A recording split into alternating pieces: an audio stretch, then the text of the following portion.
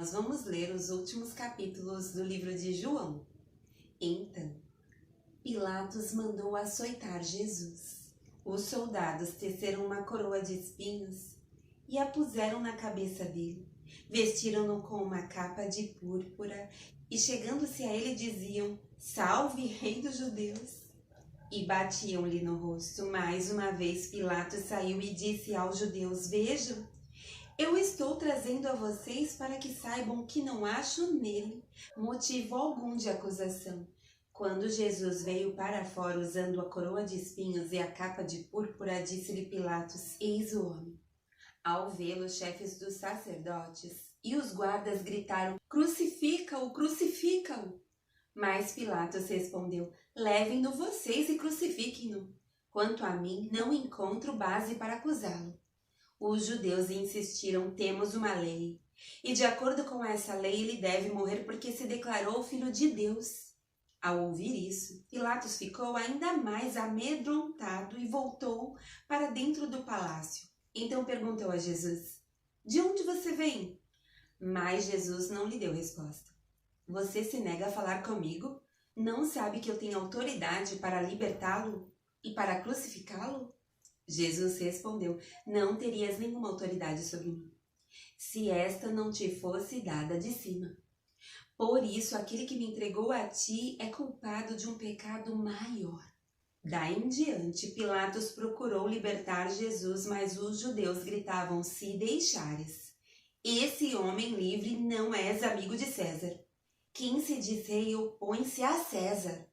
Ao ouvir isso, Pilatos trouxe Jesus para fora e sentou-se na cadeira de juiz num lugar conhecido como pavimento de pedra, que em aramaico é Gábata. Era o dia da preparação na semana da Páscoa, por volta das 6 horas da manhã. "Eis o rei de vocês", disse Pilatos aos judeus.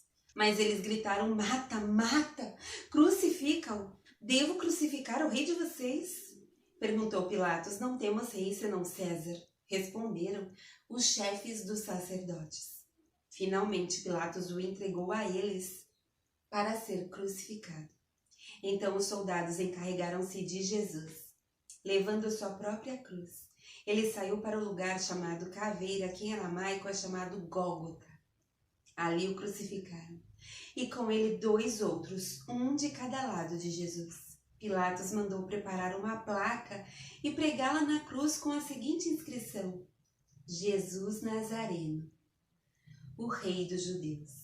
Muitos dos judeus leram a placa, pois o lugar em que Jesus foi crucificado ficava próximo da cidade e a placa estava escrito em aramaico, latim e grego. Os chefes dos sacerdotes dos judeus protestaram junto a Pilatos: "Não escrevas o Rei dos Judeus, mas sim que esse homem se dizia Rei dos Judeus." Pilatos respondeu: "O que escrevi, escrevi." Tendo crucificado Jesus, os soldados tomaram as roupas dele e as dividiram em 4 partes, uma para cada um deles, restando a túnica. Esta, porém, era sem costura, tecida numa única peça de alto a baixo. "Não a rasguemos", disseram uns aos outros. "Vamos decidir por sorteio quem ficará com ela." Isso aconteceu para que se cumprisse a escritura que diz: "Dividiram as minhas roupas entre si e tiraram sortes pelas minhas vestes." Foi o que os soldados fizeram. Perto da cruz de Jesus estavam sua mãe, a irmã dela Maria, mulher de Clopas, e Maria Madalena. Quando Jesus viu sua mãe ali e perto dela o discípulo a quem amava, disse à sua mãe: "Aí está o seu filho." E ao discípulo: "Aí está a sua mãe." Daquela hora em diante, o discípulo a recebeu em sua família. Mais tarde, sabendo então que tudo estava concluído para que a escritura se cumprisse, Jesus disse: "Tenho sede." Estava ali uma vasilha cheia de vinagre, então embeberam uma esponja nela, colocaram a esponja na ponta de um caniço de isopo e ergueram até os lábios de Jesus. Tendo provado, Jesus disse: "Está consumado." Com isso, curvou a cabeça e entregou o Espírito. Era o dia da preparação e o dia seguinte seria um sábado especialmente sagrado. Como não queriam que os corpos permanecessem na cruz durante o sábado, Os judeus pediram a Pilatos que mandasse quebrar as pernas dos crucificados e retirar os corpos. Vieram então os soldados e quebraram as pernas do primeiro homem que fora crucificado com Jesus e em seguida as do outro. Mas quando chegaram a Jesus, constatando que já estava morto, não lhe quebraram as pernas. Em vez disso, um dos soldados perfurou o lado de Jesus com uma lança e logo saiu sangue e água. Aquele que o viu disso deu testemunho, e o seu testemunho é verdadeiro. Ele sabe que está dizendo a verdade e dela testemunha para que vocês também creiam. Essas coisas aconteceram para que se cumprisse a Escritura: nenhum de seus ossos será quebrado. E como diz a Escritura no outro lugar, olharão para aquele que traspassaram. Depois disso, José de Arimateia pediu a Pilatos o corpo de Jesus. José era discípulo de Jesus, mas o era secretamente, porque tinha medo dos judeus. Com a permissão de Pilatos, veio e levou embora o corpo. Ele estava acompanhado de Nicodemos, aquele que antes tinha visitado Jesus à noite. Nicodemos levou cerca de 34 quilos de uma mistura de mirra e aloés.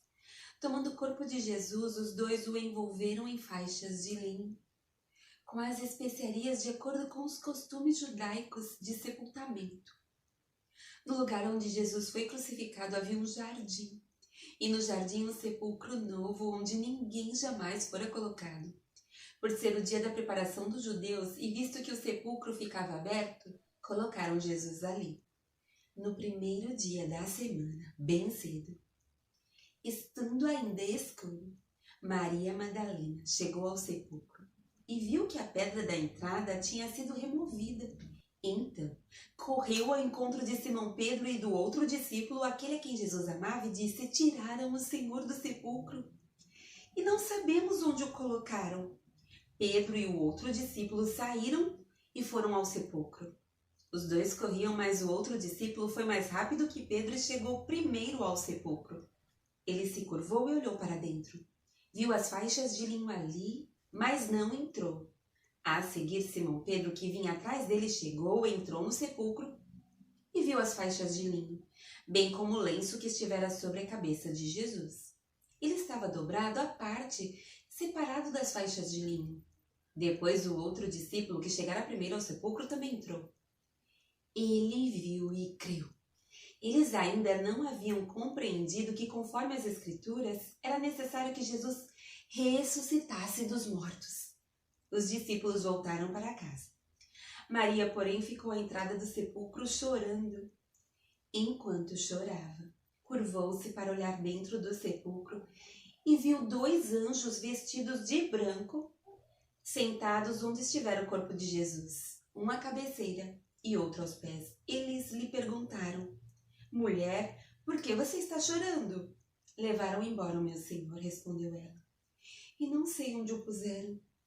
Nisso ela se voltou e viu Jesus ali em pé, mas não o reconheceu.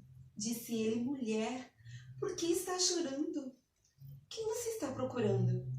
Pensando que fosse o jardineiro, ela disse: se o Senhor o levou embora, diga-me onde o colocou e eu o levarei. Jesus lhe disse: Maria.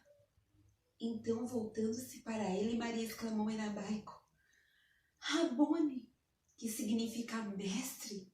Jesus disse: não me segure, pois ainda não voltei para o Pai. Vá, porém, a meus irmãos e diga-lhes: estou voltando para meu Pai, Pai de vocês, para meu Deus e Deus de vocês.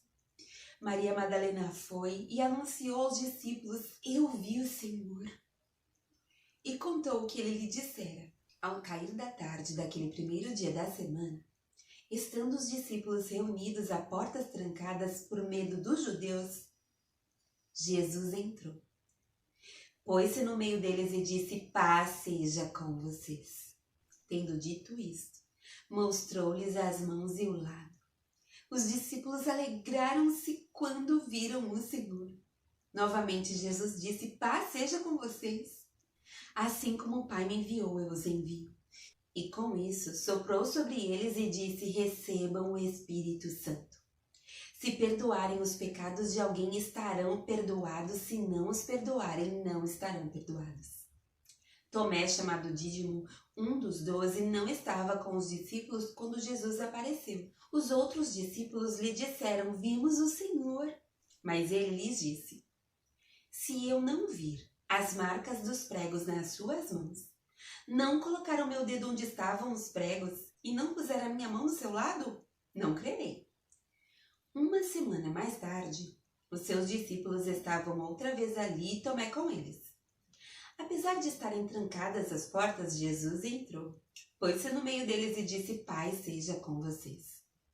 E Jesus disse a Tomé: coloque o seu dedo aqui, veja as minhas mãos, estenda a mão e coloque-a no meu lado. Pare de duvidar e creia. Disse-lhe Tomé: Senhor meu e Deus meu. Então Jesus lhe disse: porque me viu, você creu? Felizes os que não viram e creram. Jesus realizou na presença dos seus discípulos muitos outros sinais milagrosos, que não estão registrados neste livro, mas estes foram escritos para que vocês creiam que Jesus é o Cristo, o Filho de Deus, e crendo, tenham vida em seu nome. Depois disso, Jesus apareceu novamente aos seus discípulos à margem do mar de Tiberíades. Foi assim. Estavam juntos Simão Pedro, Tomé, chamado Dídimo, Natanael de Caná da Galileia, os filhos de Zebedeu e 2 outros discípulos. Vou pescar, disse-lhe Simão Pedro, e eles disseram: vamos com você. Eles foram e entraram no barco, mas naquela noite não pegaram nada. Ao amanhecer, Jesus estava na praia, mas os discípulos não o reconheceram. Ele lhes perguntou: filhos, vocês têm algo para comer? Eles responderam que não. Ele disse: lancem a rede do lado direito do barco e vocês encontrarão. Eles a lançaram e não conseguiam recolher a rede, tal era a quantidade de peixes. O discípulo a quem Jesus amava disse a Pedro: é o Senhor. Simão Pedro, ouvindo-o dizer isso, vestiu a capa, pois a havia tirado, e lançou-se ao mar. Os outros discípulos vieram no barco, arrastando a rede cheia de peixes, pois estavam apenas a cerca de 90 metros da praia. Quando desembarcaram, viram ali uma fogueira, peixes sobre brasas e um pouco de pão. Disse-lhes Jesus: tragam alguns dos peixes que acabaram de pescar. Simão Pedro entrou no barco e arrastou a rede para a praia. Ela estava cheia. Tinha 153 grandes peixes. Embora houvesse tantos peixes, a rede não se rompeu. Jesus lhes disse: venham comer. Nenhum dos discípulos tinha coragem de lhe perguntar: quem és tu? Sabiam que era o Senhor. Jesus aproximou-se, tomou o pão e deu a eles, fazendo o mesmo com o peixe. Essa foi a 3ª vez que Jesus apareceu aos seus discípulos depois que ressuscitou dos mortos. Depois de comerem, Jesus perguntou a Simão Pedro: Simão, filho de João, você me ama mais do que estes? Disse ele: sim, Senhor. Tu sabes que te amo. Disse Jesus: cuide dos meus cordeiros. Novamente Jesus disse: Simão, filho de João, você me ama? Ele respondeu: sim, Senhor, tu sabes que te amo. Disse Jesus: pastorei as minhas ovelhas. Pela 3ª vez ele lhe disse: Simão, filho de João, você me ama? Pedro ficou magoado por Jesus lhe ter perguntado pela 3ª vez: você me ama? Ele disse: Senhor, tu sabes todas as coisas e sabes que te amo. Disse-lhe Jesus: cuide das minhas ovelhas. Digo-lhe a verdade, quando você era mais jovem, vestia-se e ia para onde queria, mas quando for velho, estenderá as mãos e outra pessoa o vestirá e o levará para onde você não deseja ir. Jesus disse isso para indicar o tipo de morte com a qual Pedro iria glorificar a Deus. E então lhe disse: siga-me. Pedro voltou-se e viu que o discípulo a quem Jesus amava o seguia. Este era o que estivera ao lado de Jesus durante a ceia e perguntara: Senhor, quem te irá trair? Quando Pedro o viu, perguntou: Senhor, e quanto a ele? Respondeu Jesus: se eu quiser que ele permaneça vivo até que eu volte, o que lhe importa? Quanto a você, siga-me. Foi por isso que se espalhou entre os irmãos o rumor de que aquele discípulo não iria morrer.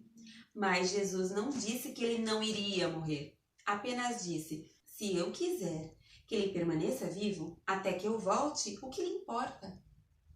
Este é o discípulo que dá testemunho dessas coisas e que as registrou. Sabemos que o seu testemunho é verdadeiro. Jesus fez também muitas outras coisas. Se cada uma delas fosse escrita, penso que nem mesmo no mundo inteiro haveria espaço suficiente para os livros que seriam escritos.